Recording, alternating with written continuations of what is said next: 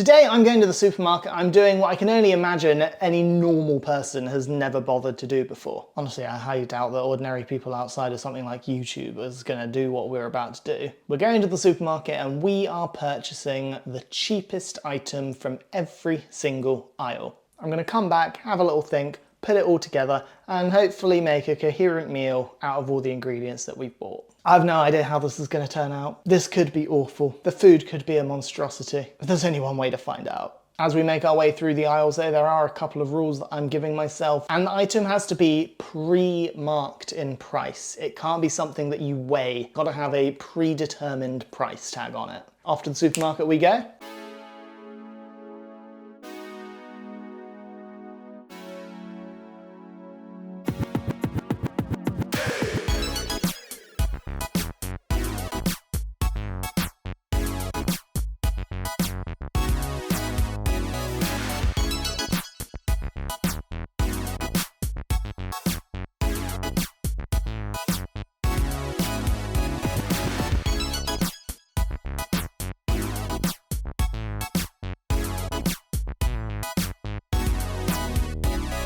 And we're back. So here's what we got. Coming in at just 40p in the first aisle, we've got a bit of salad cress. On the left-hand side of the same aisle, we got a 59p red pepper. A lot you could do with a red pepper. Next up was the fruit aisle. And on the left-hand side, we got a kiwi for 30p. What am I gonna do with a kiwi? I don't know. And on the other side, coming in at 60p, we got some apples. We had the veg aisle next, and on one side for 52p, we got a pack of rosemary. On the left-hand side, coming in 55p, we got the perfectly imperfect wonky parsnips. Parsnips and rosemary, marriage made in heaven. The ready meal aisle, I'm here to make stuff. I don't want stuff that's already pre-made, like turning a meal into another meal, so I skipped that. Next up in the first meat aisle, for £1.50, we got a pack of sausages. On the other side, for £1.50, Diane sauce. I don't know if I've ever had Diane sauce before. It says it's a rich and full-flavoured sauce made with British cream, mustard, brandy and mushrooms. Sounds like it could go with the sausages to me.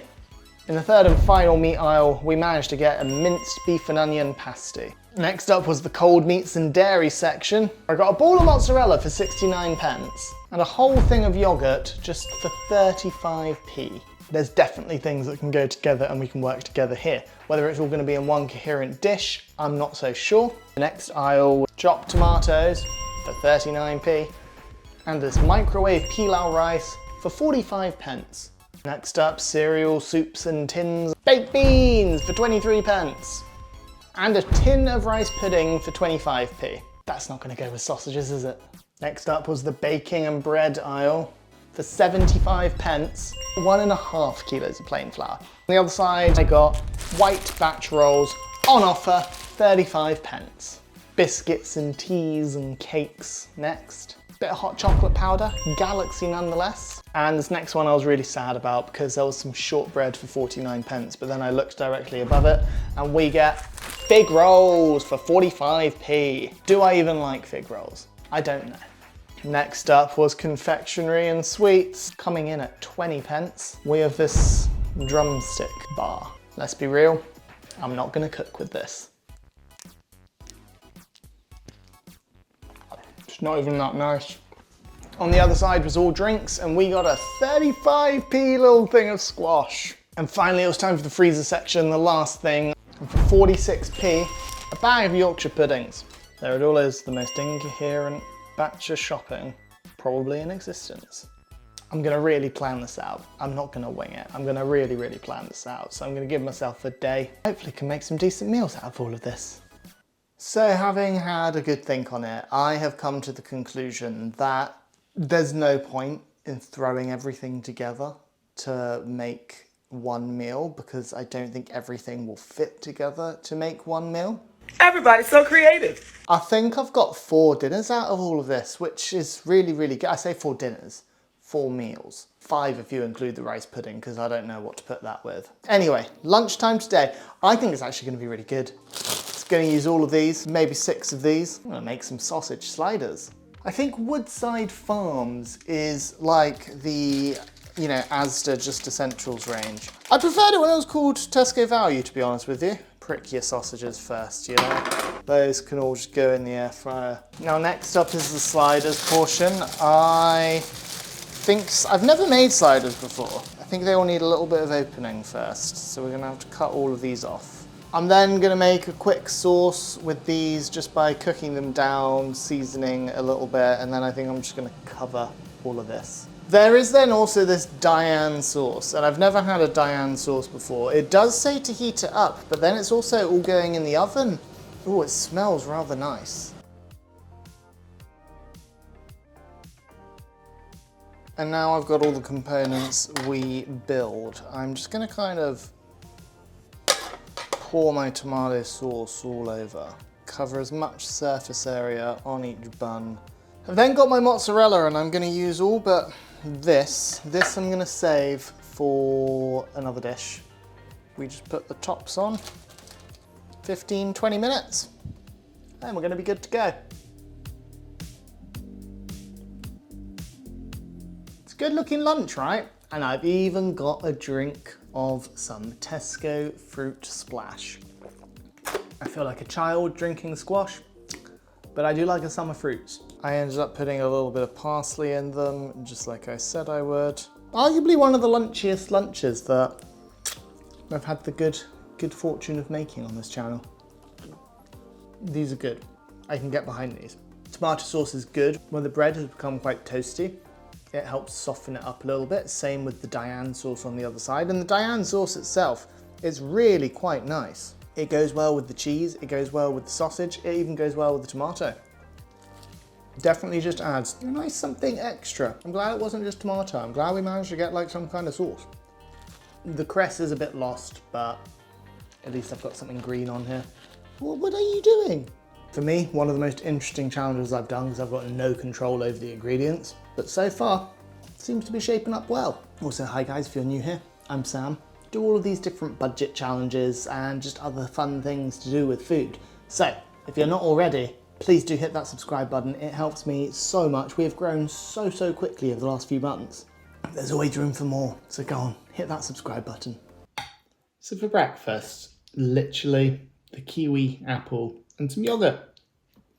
And it's great. Sometimes you don't need to cook things and make them into something else to enjoy them and make them good. I was thinking, do I use these with the fig biscuits and rice pudding and make some kind of weird rice pudding cheesecakey thing topped with fruit? But the more I think about it, that sounded awful. But this, tasty, fresh, a coherent meal, isn't that right, Cleo?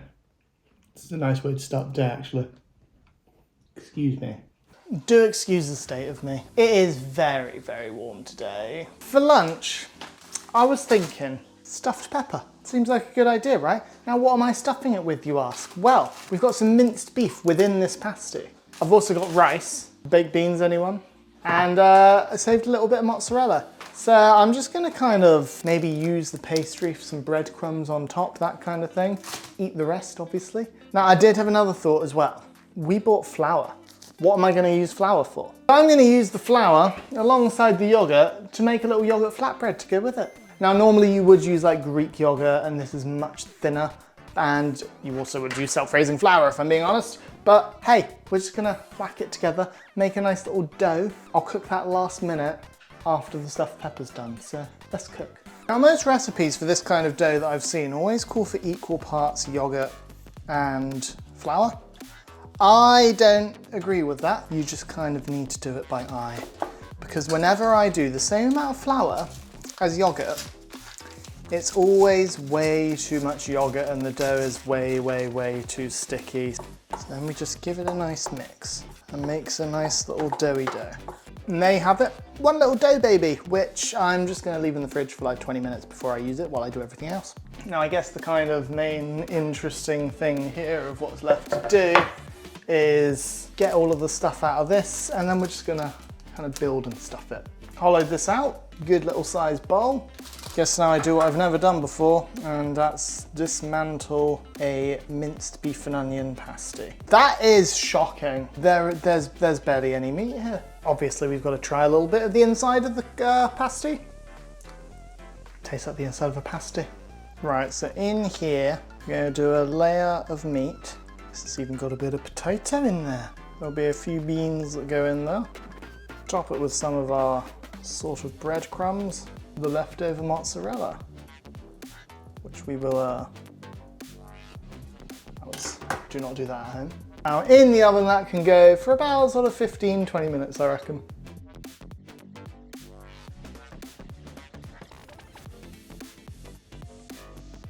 Look at this, what a beautiful plate of food. It looks great. I'm glad the rice is pilau. It's good. I did add a little bit of salt to it, of course. And I realized I didn't salt this yogurt flatbread, but let's just see what it is, see what it tastes like.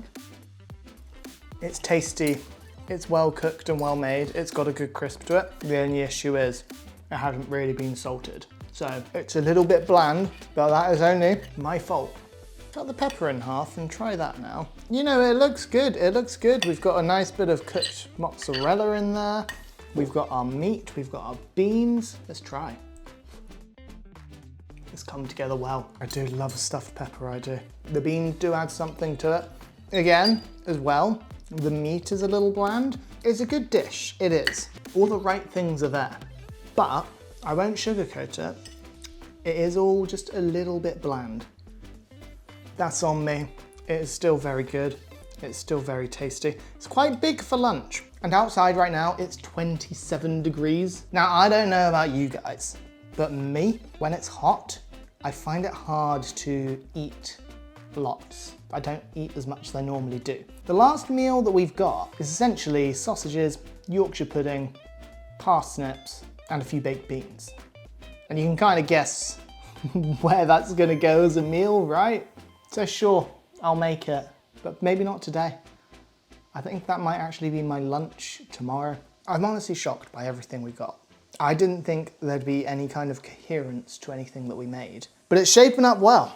And to get a whole sort of almost mini roast dinner later down the line, say we're doing pretty good. Definitely the heat, but I just woke up from a 2-hour nap. It's now 7 o'clock. Still not really hungry, but I figure I should eat something. So I'm gonna have the rice pudding.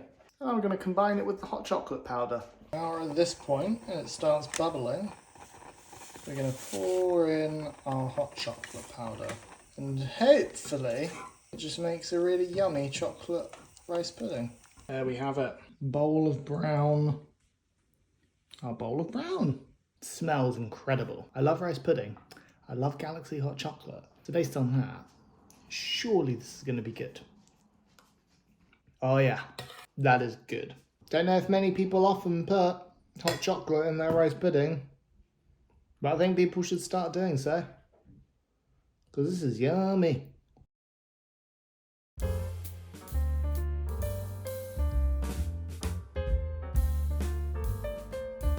Here we have it, folks, the Last Supper. Now, I did leave the baked beans out because I thought once I put this together they would have ruined it. I don't think baked beans would necessarily go with what we've just made here. We have the last 2 sausages, some of the Yorkshire puddings, and rather than have roast parsnips, I decided to make a kind of parsnip puree using a bit of the yogurt and the rosemary. So like rosemary cooked parsnips pureed. And it's rather yummy, if you ask me. Obviously we have a bit of the Diane sauce left as well. It goes so well with those sausages. See, I'm normally someone who makes Yorkshire puddings. I rarely buy them because they're so easy to make. Just what? Flour, eggs, and milk. But you know, they're not bad. They're not awful, they're not great, but they're not bad. I would prefer homemade, but we didn't get milk and we didn't get eggs. Everything together though, it is just well balanced, tasty, all goes well together. You know, there's nothing about this which you wouldn't normally put together. It's just a bit strange to be doing this and eating this when it's 29 degrees outside. Pureeing the parsnip, I think was a great shout. I hope you've enjoyed this challenge. Let me know in the comments below if maybe you want to see me do it again, but with the most expensive items.